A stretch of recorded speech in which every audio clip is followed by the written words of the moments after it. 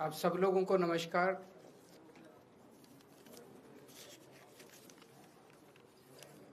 प्रधानमंत्री जी ने कहा है कि देश बेहद आर्थिक संकट से गुजर रहा है और इस वजह से उन्होंने देश के एक लोगों को अपील की है ये 7 स्टेप उठाने के लिए, ये 7 कदम उठाने के लिए। एक तो ये कि वर्क फ्रॉम होम करो, सोना खरीदना बंद करो, कम से कम सोना खरीदो। तीसरा, तेल की बचत करो, पेट्रोल डीजल की, पब्लिक ट्रांसपोर्ट इस्तेमाल करो। चौथा, फर्टिलाइजर्स का कम से कम इस्तेमाल करो, नेचुरल फार्मिंग करो। पांचवा, फॉरेन प्रोडक्ट्स कम से कम इस्तेमाल करो और फॉरेन एक्सचेंज बचाओ। छठा, कुकिंग ऑयल कम से कम इस्तेमाल करो।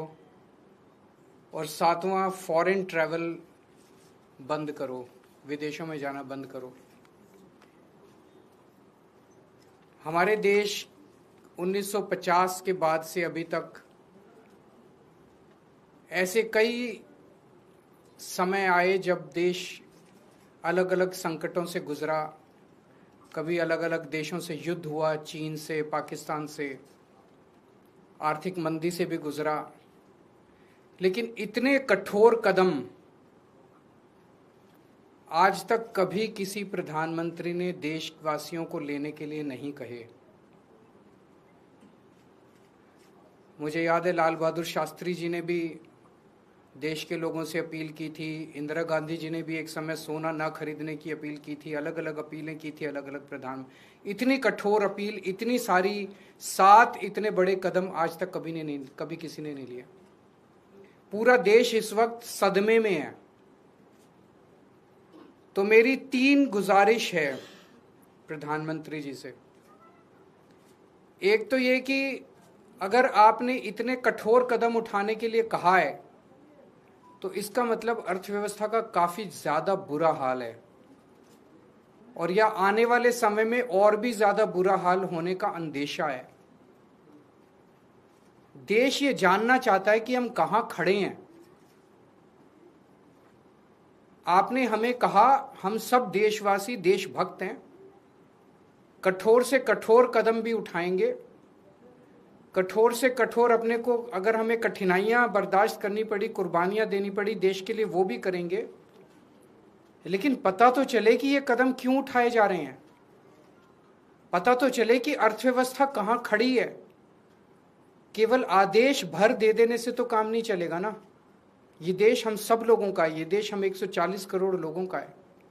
तो प्रधानमंत्री जी से मेरा पहला निवेदन है कि वो पूरा आज हमारी क्या स्थिति है, अर्थव्यवस्था की, इकोनॉमी की क्या स्थिति है और आने वाले समय में कुछ महीनों में या 1 साल में हमारी क्या स्थिति होने का अंदेशा है, इसके ऊपर सारी जानकारी देश के लोगों के साथ साझा करे।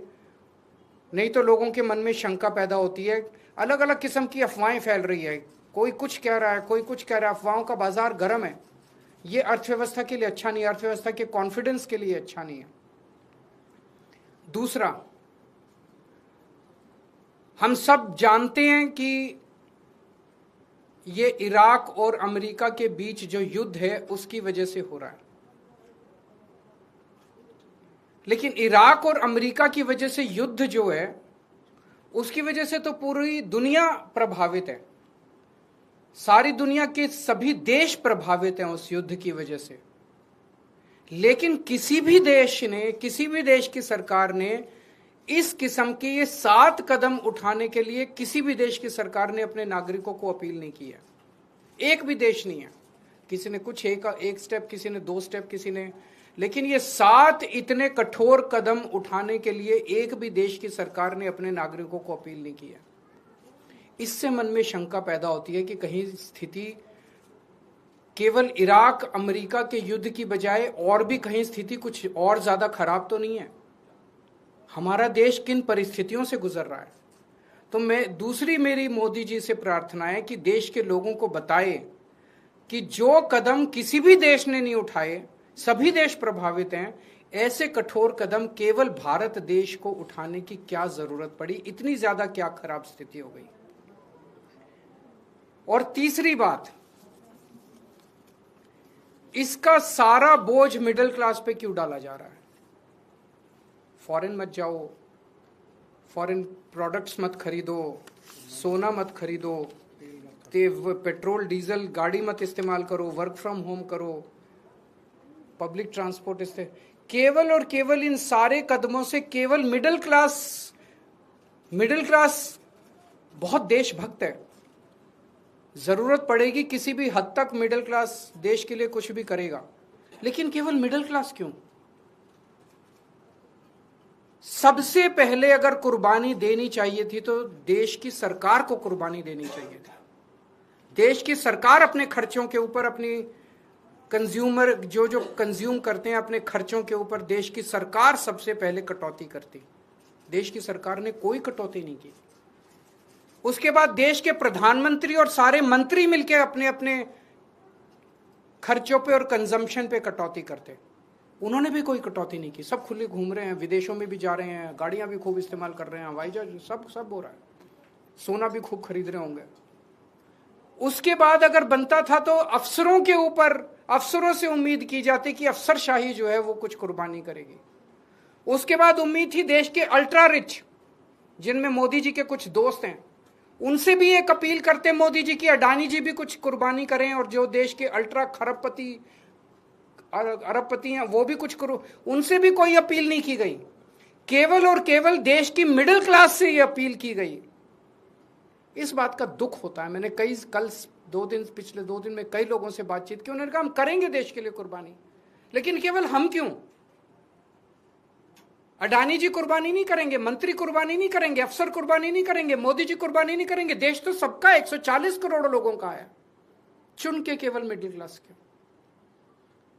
तो हम सब लोग तैयार हैं, जो भी देश के लिए करने की जरूरत है हम सब तैयार हैं, लेकिन चुन के मिडिल क्लास को टारगेट ना किया जाए और देश के साथ सारी इंफॉर्मेशन साझा की जाए। अगर आपके कोई प्रश्न है तो। नीट का एग्जाम जो है वो रद्द करना पड़ा है। सबसे पहले मैं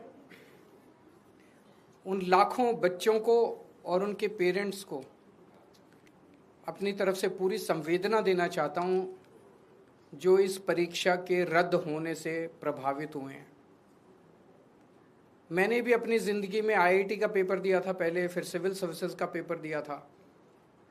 मैं जानता हूं कि किस तरह से कठोर तपस्या करनी पड़ती है। हमारा एक छोटा सा घर होता था वहां पे हिसार में, ऊपर एक छोटा सा कमरा बनवा लिया था। 24 घंटे उस कमरे में बैठा मैं तैयारी करता रहता था। फॉर्चुनेटली उन दिनों में पेपर लीक नहीं हुआ करते थे। इतना गरीब परिवार होते हैं वो गरीब परिवार, कोचिंग इतनी महंगी है, कोचिंग करने के लिए कई लोग दिल्ली आके रुकते हैं, दिल्ली में किराए की जगह लेते हैं बच्चे। अपने माँ बाप, कई लोगों के माँ बाप अपनी सोना गिरवी रख देते हैं, जमीन बेच देते हैं बच्चे को कोचिंग कराने के लिए। और उसके बाद अगर पेपर लीक हो जाए तो उससे बड़ा मैं समझता हूं कि धोखा किसी के साथ नहीं हो सकता। और ये नीट का पेपर पहली बार लीक नहीं हुआ। मेरे ख्याल से एक बार 17 में हुआ था, एक बार 21 में हुआ था, फिर एक बार 24 में हुआ था, और एक बार अब लीक हुआ है। 4 बार पेपर लीक हो चुका। तो पेपर ऐसे तो लीक होते नहीं है। इसका मतलब बहुत बड़े स्तर के ऊपर कुछ ना कुछ तो कल्यूजन है, मिली भगत है, पॉलिटिकल पेट्रोनेज है। मैं ये जानना चाहता हूं जिन्होंने 2017 का पेपर लीक किया था वो आज कहां हैं? उनको सजा मिली? जिन्होंने 2021 का पेपर लीक किया था उनको सजा मिली? जिन्होंने 2024 का पेपर लीक किया सबकी बेल हो गई, सारे बाहर हैं। सबको कह दिया गया अब अगले पेपर के लीक करने की तैयारी करो, और वो कर रहे हैं। पेपर लीक पे लीक पे ये चल क्या रहा है इस देश के अंदर? और मैं पूरी जिम्मेदारी के साथ कहता हूं, सरकार चलाना कोई आसान काम नहीं है। सरकार चलाना बहुत मुश्किल काम है। जिन लोगों से एक पेपर ठीक से नहीं होते बिना लीक करवाए, वो सरकार क्या चलाएंगे? मिले हुए हैं ये लोग। It is a case of complete कल्यूजन। लाखों करोड़ों बच्चों के भविष्य के साथ खिलवाड़ किया जा रहा है। उन सब बच्चों के साथ मेरी संवेदनाएं हैं और मैं उन सब बच्चों को बोलना चाहता हूं कि सड़कों के ऊपर उतरना पड़ेगा। यह सरकार केवल और केवल जन आंदोलन की भाषा